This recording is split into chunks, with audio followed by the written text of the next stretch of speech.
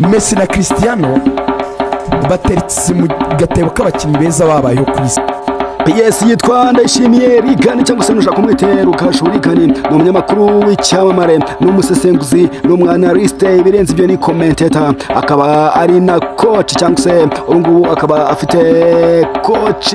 license musebwo niyo mvuga dare yuko yabonye muri 2025 aho ngaho akaba ari kwimenyereza cyangwa se yagenda toza ikipe ya Gorilla muri rusange. Ibi ngibi byose kugira ngo abigereho mbere yuko abigeraho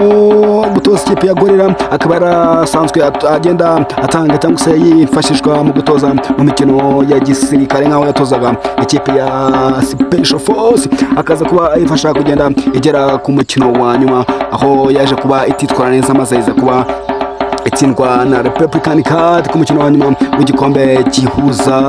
abasirikare muri rusange. Yitwa Rugaju. Reagan ntabwo nje kubabwira ibyijyanye na kariyeri y'ubutoza, ahubwo tuje kwivugira kuri kariyeri y'ubunyamakuru cyangwa se nandi bintu utagiye umumenyaho. Wowe nimba ubana nanjye kora subscribe hasi kugira ngo ujye ubasha gukurikirana ibindi biganiro ndetse n'ibindi byamamare muri rusange nagiye mbakoreraho. Yitwa Ndayishimiye Reagan cyangwa se mwite Reagan Rugaju, ushaka kumwite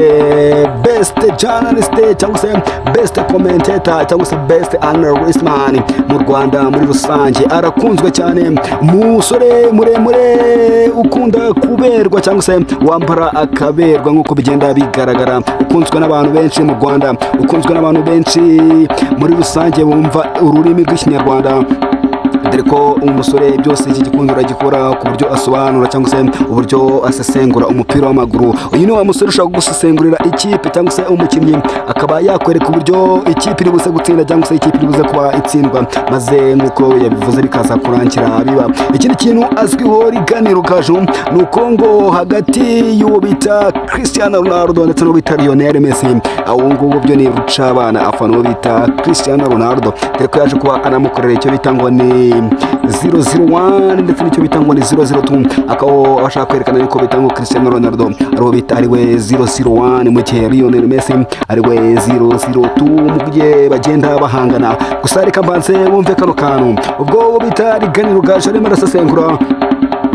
mu mikino cyangwa se mu rugo rw'imikino bigeze kumubaza bati asa ubundi ari Ronaldo ndetse na Lionel Messi wemerande, maze ahita yifashisha icyo bita statistique arangije abasubiza neza agira ati ubwo ibyo byose yabivuze mbere yuko igikombe cy'isi kiba cya 2022, ubwo yespectingaga ko bita Lionel Messi naza kuba aje kutwara icyo gikombe ari buze kuba avuze cyangwa se yemeje yuko bita Lionel Messi ari we mukinnyi wa mbere ku isi.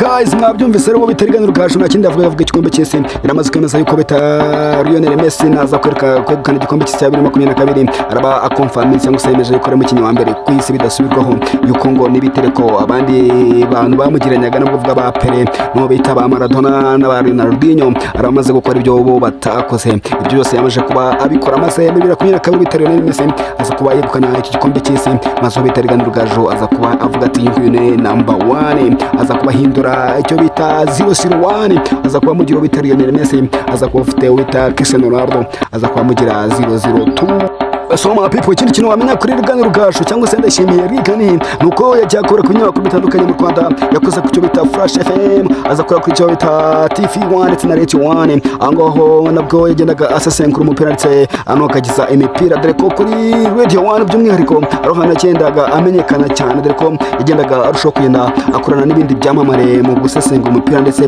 no kuwogeza icyo gihe bari bigezweho, dore ko icyo gihe bogezaga ndetse basesenguraga imipira y'I Burayi mu bita Rukimba na icyo gihe wari urutyaye cyane, wari ugizweho rukunzwe n'abanyarwanda muri rusange ndetse n'uwo bita Rutamu Erijo bagendaga bamufasha kugenda barushaho kugenda bamukunda. Abantu benshi bakundira Reagan Rugaju ijwi rye cyangwa se uburyo asesengura umupira, uburyo ashyiramo ubuhanga ndetse n'uburyo aryoshya, dore ko niyo ari gusesengura cyangwa se kuvuga umupira usanga atogagiza ibintu by'umupira gusa, ahubwo wisanga yagiye mu bintu byinshi cyangwa se afite ubumenyi bwinshi ku bintu bigiye bitandukanye nka politike, misike, amamufi ndetse n'ibindi bintu bigiye bitandukanye abo urubyiruko rukunda muri rusange, ariyo mpamvu usanga abantu benshi bamukunda. Ubwo byose nubwo abikoraga ari kuri Radio 1 ndetse na TV1 yaje kwita ahava yerekeza ku cyo bita RBA, igitangazamakuru no cyahise kimushyira ku rwego umuntu wese yakwifuza, byamushyize ku rwego rwa mbere, dore yuko hari n'abanyamakuru bagenzi be bahamya yuko ari umusesenguzi wa mbere mu Rwanda, ndetse n'abajya kure bakemeza yuko ngo yaba ari umusesenguzi wa mbere mu Rwanda wabayeho nyuma y'igihumbi 1994 ubwo habaga mu Rwanda jenoside yakorewe abatutsi. Ubwo ngubwo bose bahuriza yuko ngo Reagan Rugaju yaba ari umusesenguzi wa mbere, ndetse n'abanyamakuru bakabyemeza, abaturage bo n'uruca abana babyemeza kuba, dore yuko ari nacyo kintu bamukundira muri